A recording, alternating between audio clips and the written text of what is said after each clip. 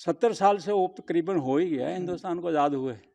आज तक कोई ऐसा नेता कांग्रेस का हो चाहे किसी भी पार्टी का हो, हम कंट्राडिक्ट नहीं करते। बीजेपी का भी हो चाहे एनसी का हो या कुछ हो, कम से कम हिंदू कंट्री की बात तो जरूर करनी चाहिए। जम्मू कश्मीर को आयुष्मान योजना जो है, जो पूरे जम्मू कश्मीर के वासियों को उसकी संपूर्ण लाभ मिल रहा है। जो फ्री राशन है वो भी पूरे जम्मू कश्मीर वासियों को मिल रहा है। दुनिया में मुसलमानों के 52 कंट्रीज हैं, उनकी पॉपुलेशन है 1.9 बिलियन, हमारी है 1.4 बिलियन पॉपुलेशन हिंदुओं की। इसी प्रकार से कई सारी ऐसी पॉलिसीज हैं जो कि हमें जम्मू कश्मीर के वासियों को मिल रही हैं। जेके फैक्ट देखने वाले सभी दर्शकों को नमस्कार, मैं हूं प्रदीप। इस समय पूरे जम्मू कश्मीर के अंदर चुनावी माहौल जो है देखने को मिल रहा है और सभी चौक चौराहों पर चर्चाएं चल रही हैं कि आखिर वोट किसको देना है, एक वोट की कीमत क्या है। इस तरह की कई सारी चर्चाएं जो है वो चौक चौराहों पर चल रही हैं और हमने भी कोशिश की कि आप तक जो है ग्राउंड जीरो से वास्तविकता क्या है वो आप तक पहुंचाई जाए। इसी सिलसिले में आज जो है हम जम्मू के बलवाल गांव में उपस्थित है और आज यहाँ के स्थानीय लोगों से बातचीत करेंगे कि आखिर किन मुद्दों को ध्यान में रखकर जो है ये अपना वोट देंगे, क्यों देंगे और आखिर क्या कुछ विशेष जो है इन चुनावों में रहने वाला है। कई सारे सवाल जो है इनसे जानने की कोशिश करेंगे, क्योंकि आम नागरिक होने के नाते इनसे बेहतर कोई नहीं बता सकता कि इनके गांव में क्या काम हुए हैं या नहीं हुए हैं। चलिए शुरुआत करते हैं। सबसे पहले मैं सभी आम नागरिक यहाँ पर जो उपस्थित हैं सबका स्वागत करता हूं। तो सवाल की शुरुआत सबसे पहले जो है भाई साहब से करेंगे। भाई साहब, बहुत बहुत स्वागत है आपका जेके फैक्ट में। बहुत बहुत शुक्रिया जी, थैंक यू वेरी मच। क्या नाम आपका? मेरा नाम तिलक राज सूदन। अच्छा तिलक जी, आप इस गांव के रहने वाले हैं। क्या आपके गांव में कुछ काम हुए हैं या नहीं हुए हैं? नहीं, अभी तो कुछ हुए हैं। अभी पिछले कुछ 10 सालों से बहुत काम हुए हैं वैसे एज कंपेयर टू पहले से। 70 साल से वो तकरीबन हो ही गया है हिंदुस्तान को आज़ाद हुए। आज तक कोई ऐसा नेता कांग्रेस का हो चाहे किसी भी पार्टी का हो, हम कंट्राडिक्ट नहीं करते। बीजेपी का भी हो चाहे एनसी का हो या कुछ हो, कम से कम हिंदू कंट्री की बात तो जरूर करनी चाहिए। दुनिया में मुसलमानों के 52 कंट्रीज हैं, उनकी पॉपुलेशन है 1.9 बिलियन, हमारी है 1.4 बिलियन पॉपुलेशन हिंदुओं की। तो क्या हम एक हिंदू राष्ट्र नहीं बोल सकते? हमारी यही रिक्वेस्ट है सभी पार्टियों के आगे, यार बाकी छोड़ो, डेवलपमेंट तो होती रहेगी, अगर बंदा ठीक आएगा ऊपर, कम से कम हिंदू राष्ट्र की बात करो सबसे पहले। क्रिश्चियनिटी के पास भी हैं 47 कंट्रीज़ हैं, मुस्लिम कंट्री 52 हैं, क्रिश्चियन जो है 47, उनकी 2.4 बिलियन पॉपुलेशन है, लेकिन हमारी भी कम थोड़ी है क्या? एक मतलब हिंदू राष्ट्र नहीं हम बना सकते हम लोग। हम इन पार्टियों को रिक्वेस्ट करेंगे, यार वादे मत करो यार, कम से कम एक हिंदू राष्ट्र डिक्लेयर करो कम से कम। यही। चलिए, बहुत बहुत शुक्रिया। सर, आपका क्या नाम है? मेरा साहब अजय शर्मा। क्या लगता है कि आपके इस बलवाल गांव में कुछ काम हुए हैं या पिछली सरकारों ने अच्छे काम किए? सर एक गांव की क्या बात ऑल ओवर बताता हूँ मैं। 2014 से पहले देख लो, आज देख लो। अब लखनपुर से शुरू करो ना, लखनपुर से शुरू करो और जोरी पुंछ तक जाओ, आपको खुद ब खुद पता चल जाएगा काम हो रहे हैं या नहीं हो रहे हैं। तो बाकी हमारे गांव में भी तो हुए हैं काम, बहुत काम हुए हैं। और जो जैसे सबसे बड़ा हमारा गांव में काम हुआ है, जैसे 100 बेडेड हॉस्पिटल दिए सब डिस्ट्रिक्ट बलवाल में। सब डिस्ट्रिक्ट हॉस्पिटल? क्या पहले यहाँ हॉस्पिटल नहीं था? था, छोटा हॉस्पिटल था, प्री प्राइमरी हॉस्पिटल था। अभी सब डिस्ट्रिक्ट जब हमारे हेल्थ मिनिस्टर बाली साहब बने थे उन्होंने दिया था। उसके नीचे आसरों चले जाओ, डिग्री कॉलेज दिया उन्होंने। उसके बलवाल के अपोजिट ही देखो ना, उधर एजुकेशन इंस्टीट्यूट बहुत बड़ा बन रहा है। बाकी इधर नगरोटे वाली साइड ज़्यादा एक बहुत बड़े प्रोजेक्ट बन रहे हैं। तो मेरे हिसाब से जो 50 सालों में नहीं हुआ, मोदी साहब ने, मेरे साहब ने 10 साल में करके दिखा दिया सर। अब दिखता है लोगों को सब कुछ, बताने की कौन सारे समझदार लोग हैं। बाकी गांव भी देख लो, जैसे कहीं राशन की दुकान पे कभी महीने जब राशन आता देखते हैं, बेचारी गरीब जनता खड़ी रहती है, बोलो कितने 20 रुपये दिए हमने तो 20 किलो आटा मिल गया, 4 किलो चावल मिल गए। मैं गरीब बंदों के लिए तो ये बहुत बड़ी बात है। जो बंदा सुबह से शाम तक 500 रुपये की दिहाड़ी लगाता है, तो इस महंगाई के ज़माने में 500 का आता गया। अगर आटा उसको फ्री ऑफ कास्ट मिल जाए, चावल मिल जाए, तो बाकी गुजारा कर ही लेता वो। ठीक है ना? बहुत बहुत शुक्रिया बातचीत करने के लिए। थोड़ा क्या नाम है? मेरा नाम मोहनलाल जी। अच्छा, ਤੇ ਇਸ ਵਾਰੀ ਆਖਦੇ ਕਿ 400 ਪਾਰ ਹੈ ਬੀਜੇਪੀ ਲਈ ਆਖਦੇ, ਤੁਸੀਂ ਕੀ ਲੱਗਦਾ? ਤੇ ਬੀਜੇਪੀ ਜੀ ਠੀਕ ਹੈ। ਵੋਟ ਕੁਸੀ ਪਾਣਾ ਇਸ ਵਾਰੀ? ਅਸੀਂ ਬੀਜੇਪੀ ਦੀ ਵੋਟ ਪਾਣਾ। ਉਹ ਕੀ? ਇਹ ਪਾਣਾ ਕੰਮ ਛਾਲ ਕਰਦੀ ਹੈ, ਕੰਮ ਕੇ ਗਰੀਬ ਲੋਕ ਬਜਾਏ ਉਹਨੇ। ਅੱਛਾ, ठीक है क्या गरीब लोग ने बजाए ते असें आप टकाने पर खड़ोते हैं। ठीक है ये ते असें वोट उसी देना। चलो ठीक है जी, ठीक है। थोड़ा क्या नाम है? मेरा नाम शमशेर कुमार प्रजापति है। अच्छा शमशेर जी, अगर बलवाल गांव की बात करें, क्या लगता है कि यहाँ पर जो गवर्नमेंट की पॉलिसीज हैं लोगों को उसका फ़ायदा हुआ कि नहीं हुआ?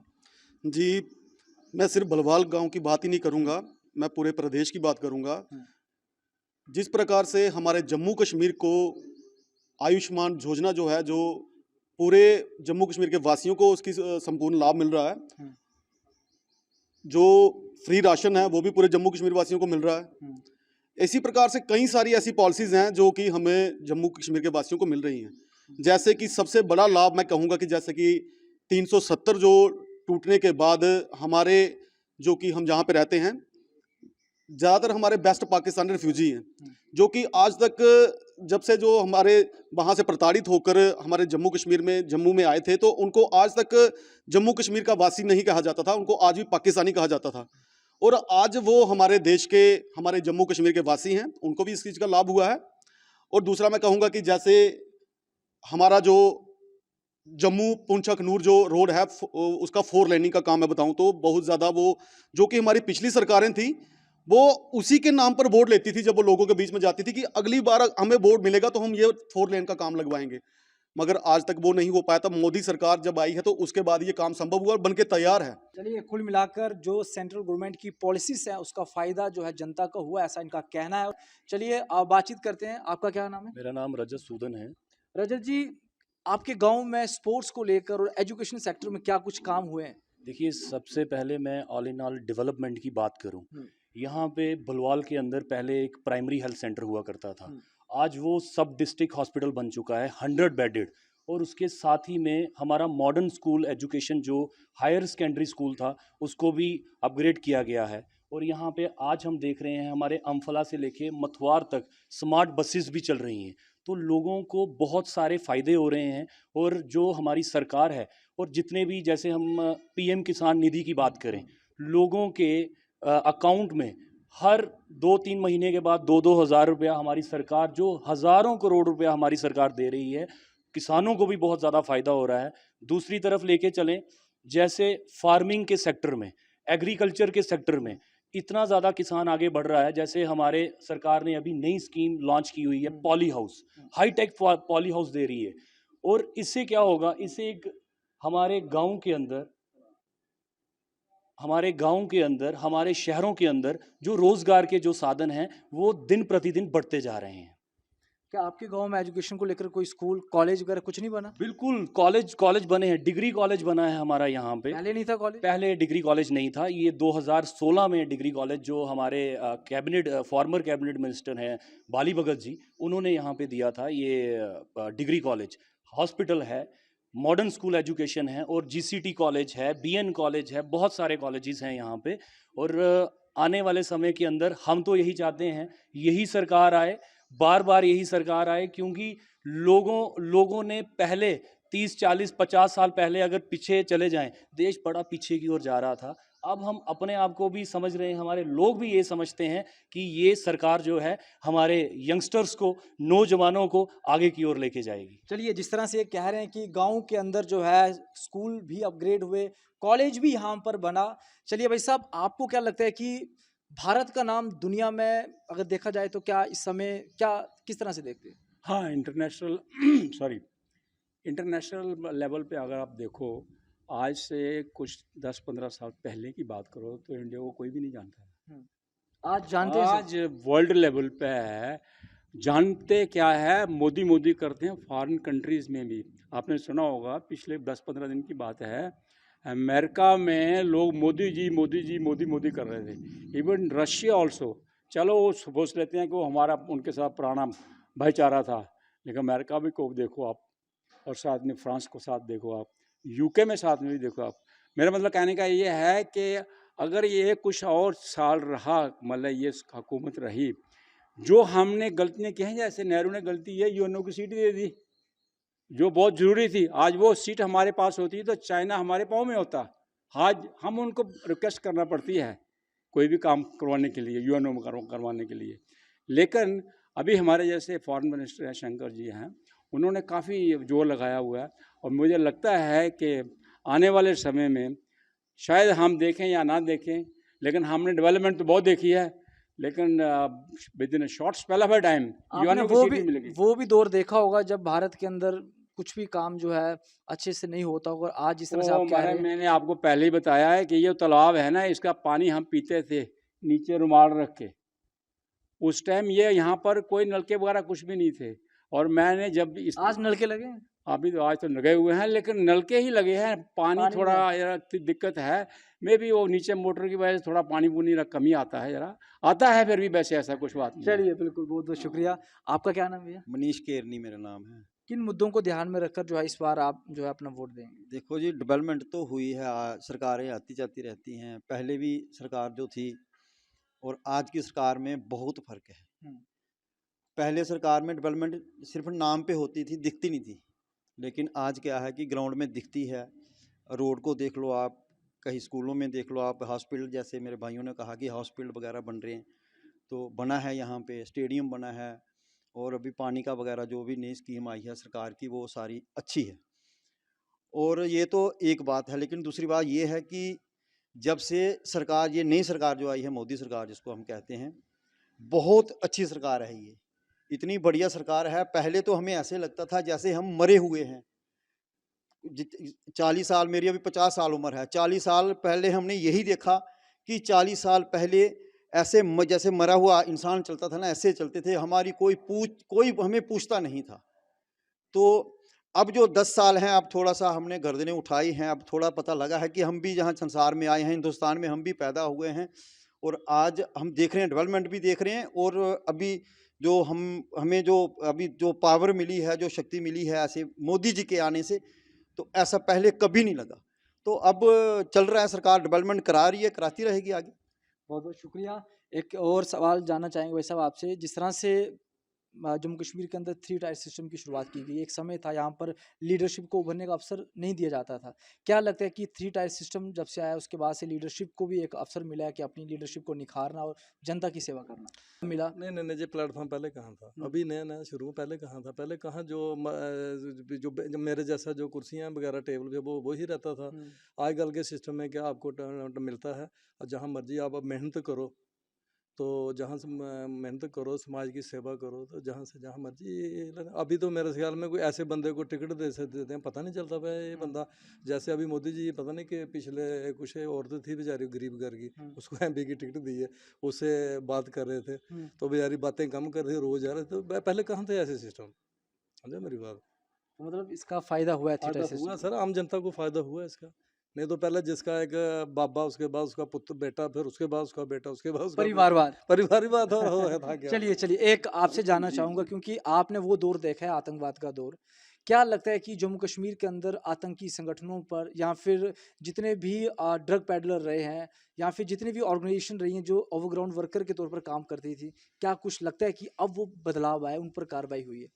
बहुत बदलाव आया है, इसमें कोई दुराय वाली बात ही नहीं है। किसी को भी आप पूछो, लेकिन हमने, मेरे ख्याल है अभी काफ़ी साल 2 साल से ऊपर होने वाला है अभी तो पत्थरबाज भी चले गए, पता नहीं कहाँ चले गए, हाजीपुर चले गए, यानी कहाँ चले गए समझ में नहीं आ रहा है। लेकिन काफ़ी फ़र्क हुआ, बहुत फ़र्क पड़ा है। हाँ, ये जो पहले जो थे, एक्चुअली यार सच्ची बात तो ये है, उन्होंने कहा बात मैं सच्ची कहता हूँ, इसलिए लोगों के मुंह का जायका बिगड़ जाता है। नहीं, आप बोलिए आप। नहीं, बोलने का मेरे को कोई ऐसा कोई फ़र्क नहीं पड़ेगा। मतलब कहने का ये हम ही लोगों ने बनाए हुए थे यार, हम ही लोग चला रहे थे, हमारे ही बिल्ली हमें ही म्याऊं कर रही थी। कम से कम यार, जिस थाली का खाते हो उस थाली में शेद मत करो यार, कम से कम। मैंने एक आर्टिकल पढ़ा था इंडियन एक्सप्रेस में, अरुण शौरी का, आज से 40 साल पहले उसने लिखा था कि इतनी एड दी है हमने श्रीनगर में, उस पैसे से 20 साल पहले की बात कर रहा हूँ मैं, दिल्ली से लेके श्रीनगर तक वो सोने का पुल बना सकता था। आगे आप साहब लगा लो पैसा किधर गया ये सब। बाकी तो मेरे ख्याल है यार क्या ज़्यादा क्या बोल रहा है, घर की बिल्ली बस वही हिसाब है जो आप, मैं जो कहना चाहता हूँ आप समझने वाली बात करो बस, और कुछ नहीं यार। बाकी सब ठीक है, बाकी काफ़ी इंप्रूवमेंट हुई है। अभी बॉर्डर टेररिज्म क्रॉस ओवर बड़ी बॉर्डर में बहुत मतलब कम हो रही है। हमारे फौजी भी डटे हुए हैं, वेपन उनको ए क्लास मिले हुए हैं। आपको अगर बड़ी, मैं एक छोटी सी बात बताऊं, मेरा दोस्त था यहाँ रणवीर लाइब्रेरी में, ही सेक्रेटरी वहाँ पर है। जब उग्रवादी रघुनाथ बार अंदर आए तो छत पे थे वो हमारी गार्ड, नीचे वाले जो उग्रवादी थे उनके पास AK-47 थी और उसके पास ही Mark 4, उसने 3 दफ़ा गोला दबाया, ठिस ठिस ही हो गया। ऐसे वेपन से थोड़े उग्रवादी मरते हैं। तो मोदी ने कम से कम डेवलपमेंट तो की है, डिफेंस पहले उसने बहुत स्ट्रांग बनाया है। अभी किसी भी आदमी से अगर कोई डेवलपमेंट जब पूछो, वो बोलेगा डेवलपमेंट तभी हो सकती है अगर घर में कुछ ताकत है तो, नहीं है तो यार भाई को बोलो यार तू मेरी मदद कर कम से कम। तो इसलिए अभी डेवलपमेंट काफ़ी हुई है, डिफेंस में भी हुई है, सिविल में भी हुई है, लोगों में अभी हमने एक चीज़ और भी देखी है, आजकल कुछ लीडर, कुछ MLA जो इलेक्टेड हुए भी हैं, वो फिर भी घर घर आके पूछते हैं कोई प्रॉब्लम है क्या नहीं है। मेरा ख्याल है, कहते हैं कि घर का बड़ा आदमी अगर उसके विचार अच्छे हों तो पूरी फैमिली के विचार अच्छे ही हो जाते हैं। इसलिए बाकी तो आप ठीक है। चलिए एक आखिरी सवाल सबसे पूछूंगा, क्योंकि आप लोग गांव में रहते हैं और गांव में पंचायती राज सिस्टम जो है फुली तौर पर लागू हुआ है जब से, क्या यहाँ पर काम हुए हैं और किस तरह से जो है पंचायतों को सशक्त बनाने के लिए पैसा आया, कैसे उनका उपयोग हुआ है सर, किस तरह से देखते हैं आप, क्या वाकई में फ़ायदा हुआ? बिल्कुल फ़ायदा हुआ। पहले जो फ़ायदे हमें नहीं होते थे पंचायत लेवल के ऊपर, आज जो ये 3 टायर सिस्टम है, ये फुली तौर पे अब जो नेक्स्ट इलेक्शंस आएंगी ना, उसमें पूरे एक तरीके से सिस्टम चलेगा। अभी पीछे तो आपको पता है, पहले सरपंचिस बने, फिर VDC बने, फिर DDC बने, उनका जो कार्यकाल था वो अलग अलग रहा, एक 2 साल का फ़र्क रहा। अब आने वाले समय में देखो 3 टायर सिस्टम बिल्कुल बढ़िया तरीके से चलेगा। घर घर तक जितनी भी योजनाएं हैं वो घर घर तक पहुंचेंगी। चलिए बातचीत करने के लिए बहुत बहुत शुक्रिया, और सबने काफ़ी अच्छे से जो है बातचीत की और कहा कि किस तरह से गांव के अंदर कामकाज चल रहे हैं, सेंट्रल गवर्नमेंट की क्या पॉलिसीज़ है और किस तरह से जो है आने वाले समय के अंदर जो चुनावी माहौल इस समय जम्मू कश्मीर के अंदर चल रहा है, किस तरह से वोट देंगे, वो कहीं ना कहीं इनके विचारों से आप लोग जो है वो समझ सकते हैं। हमारी भी कोशिश रहती है कि ग्राउंड जीरो से वास्तविकता दिखाई जाए और आप भी जो है उसके आधार पर खुद सोच सकते हैं कि आखिर क्या कुछ विशेष ग्राउंड जीरो पर चल रहा है। इसी के साथ आप देखते रहिए JK फैक्ट। धन्यवाद।